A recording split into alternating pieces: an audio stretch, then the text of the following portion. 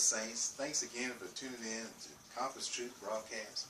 We have a very interesting message that we want to share with you today. It's going to be in several small mini messages so you can digest it and meditate on it for a while, because there's going to be a lot of good solid truth here that really set you in a good course for this new year. You know, we easily many times talk about ourselves being Christians, and I guess where my question is, what makes you a Christian?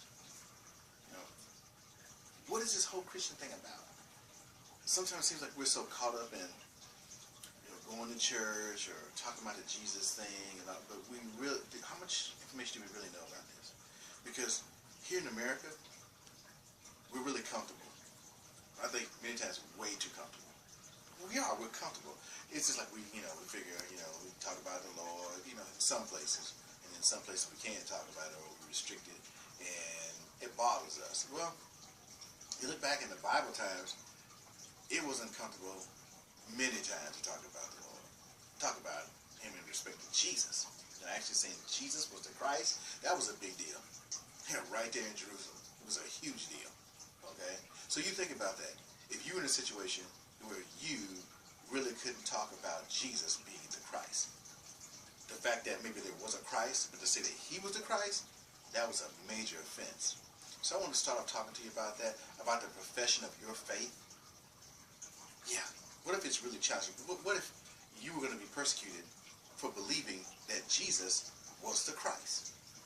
Yeah, not just saying Jesus Christ, but Jesus saying that he was the Christ. It brings a pretty relevant thought, I think. But anyway, I want to start reading something to you here. If you want to follow me over the book of Matthew.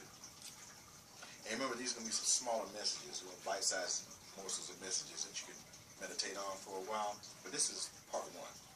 Let's go over here, Matthew, the 13th chapter. Well, excuse me, not the 13th chapter. It's actually the 16th chapter, 13th verse. And it says here, when Jesus came into the coast of Caesarea Philippi, he asked his disciples, saying, "Whom do men say that I, the Son of Man, am?" Now, this is pretty interesting, because they've been with him for quite a while, and all of a sudden, out of nowhere, he asked them, "Who do men say that I, the Son of Man, am?" And they said, "Some say thou art John the Baptist, some Elias, the others Jeremiah, or one of the prophets."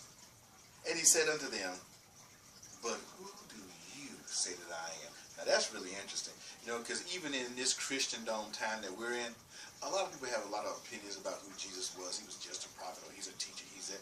But the bottom line, it comes down to who do you say that he is.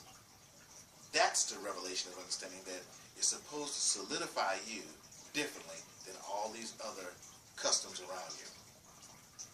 Then Simon Peter says, "Thou art the Christ, the Son of the living God." Now that's huge in response. And I'm going to explain to you why. It says, "And Jesus answered and said unto him, Blessed art thou, Simon Bar-Jonah, for flesh and blood hath not revealed this unto you, but my Father which is in heaven. And I say unto thee, Thou art Peter, and upon this rock I will build my church, and the gates of hell shall not prevail against it. And I will give unto thee the keys of the kingdom of heaven. And whatsoever thou shalt bind on earth shall be bound in heaven, and whatsoever thou loose on earth shall be loosed in heaven. Then charged he his disciples that they should tell no man that he was Jesus the Christ." Now, hold on right there for a minute. We'll go back later on, because we have several parts of this message. I want to bring some relevant facts to you. In order for the Jews to say, the non-believing Jews, to say that Jesus wasn't the Christ, there had to be someone that they were identifying as the Christ as far as scriptural text. But to say that this Jesus that was born of Mary and Joseph was the Christ, they absolutely refuted that. So their perception of who this Christ would appear to be and what he was doing would be totally different, even though the scriptures did solidify the works that Jesus was doing. Well, also look at this. It must have been a pretty big deal that Peter all of a sudden was able to proclaim who Jesus was. You would think that at this point they may have already known, but apparently they didn't. And it became a relevant question for Jesus all of a sudden to ask, who do men say that I am? Okay, he gave an answer. Now, who do you say that I am?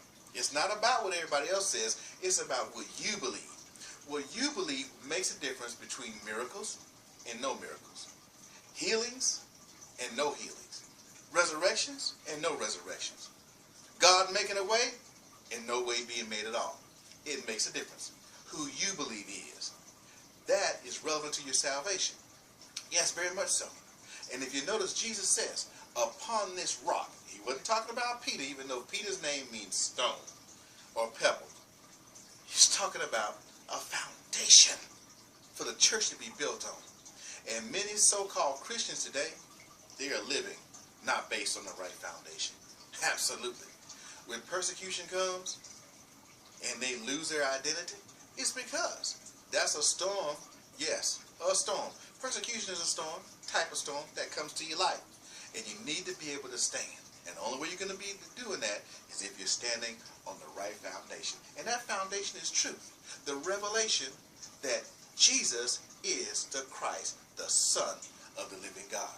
Now I want you to hold fast with that truth, and I will be back on part 2 to take this to a whole different level. And I'm so glad that you took the time to tune in to Compass Truth.